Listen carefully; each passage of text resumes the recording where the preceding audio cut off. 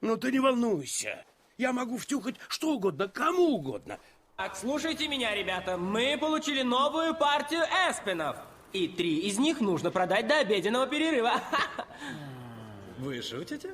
Эй, у нас новый продавец, Бадди Холл. Поприветствуем же его, ну же, а? Вот так, вот так. Очень рад. Вы в команде. Спасибо. Торгуй, торгуй, хорошо? Да, торгуй. Так. Сейчас развлечемся. О, Бадди, эй, ну как ты насчет продажи машин, а? Я? Ведь я рожден для этого дела. Ну, думаю, сегодня, пожалуй, мне рановато начинать. Хотелось бы сперва немного поосвоиться. Так что... Да, но видишь мужика, который там пинает шины? Этот клиент твой. Я не знаю. Нет, я не... Ставлю $1000, ему-то не продашь. О, я присоединяюсь. 2000 Да, баксов. тогда уж пусть будет 3. 3? 3 тонны.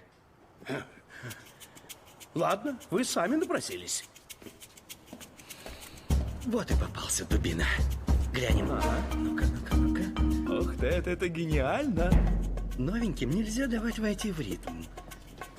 Поверьте, теперь этот лох будет у нас в руках. Порядок. Он его отшил. Он его отшил. У него Ладно, не вышло, пошли. Классно.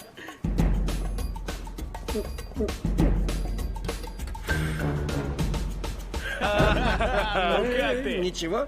Ты прямо под бензопилу попал.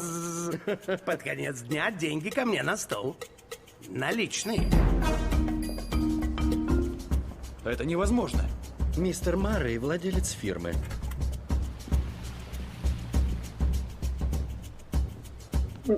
Я сейчас купил свою же машину. И что хуже всего, по предложенной цене.